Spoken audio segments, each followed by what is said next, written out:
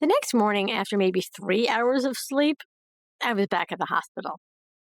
I forced myself to eat breakfast before I left, even though I wasn't hungry. One thing I was already learning about caregiving is that you have to take care of yourself because no one else is going to do it for you. When I walked into Mom's room, she looked exhausted. She hadn't slept. She was in a tremendous amount of pain. She needed the bedpan, but no one had come to help her. And because surgery was scheduled for 6 o'clock that evening, she couldn't eat. So we waited. Which, as I was about to discover, is apparently the primary treatment plan in every hospital. 6 o'clock finally came. Nothing. 6:30.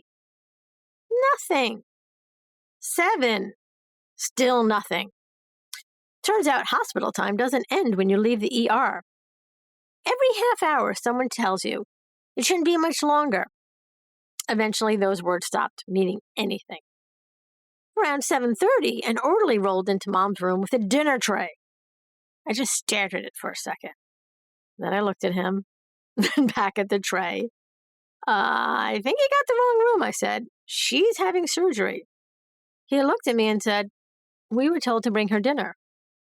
Now I was really confused.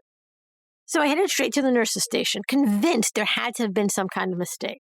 Surely the nursing staff would know before the cafeteria if surgery had been postponed. Nope. The cafeteria got the message first. I still don't know how that's possible. That's when we found out her surgery had been canceled for the night and postponed until the next day. The next day was another day without food. Another day of waiting.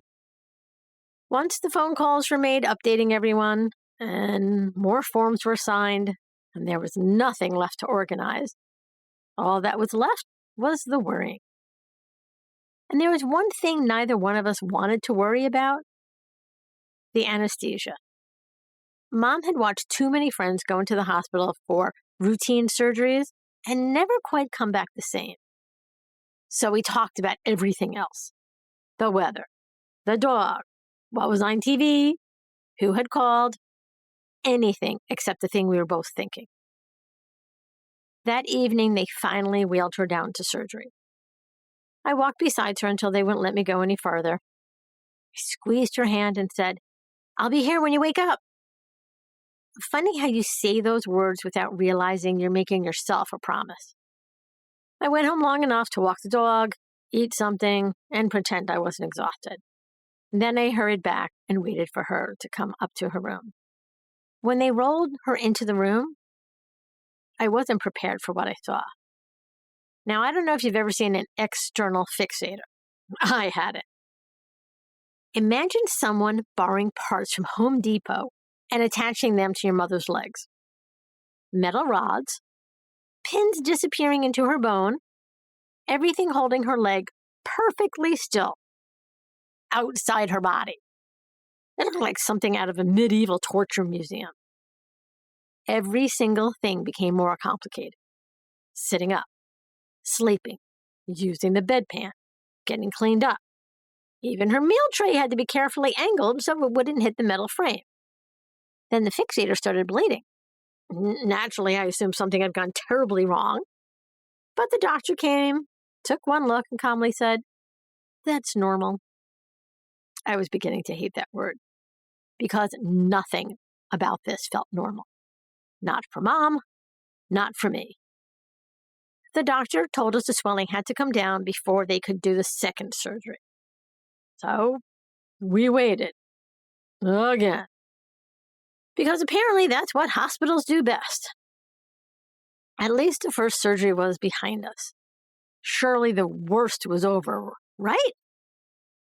Next time, Christmas in the hospital. Apparently, even Santa runs on hospital time. So until next time, take care of yourself, drink the coffee, eat the sandwich, accept the help. Because tomorrow the hospital may change the plan 6 times. And if the cafeteria and the nurses are actually working from the same information, we're calling that a win. I'm the wicked daughter, managing your aging parent, one meltdown at a time. When your friends say cherish this time, you smile while you're losing your mind. Was it the pharmacy line or the rush hour doctor drive? So you swallow that glare with a laugh and a sigh and say, don't fret, dear, we're having the time of our lives. Oh, we're having the time of our lives. Wicked daughter.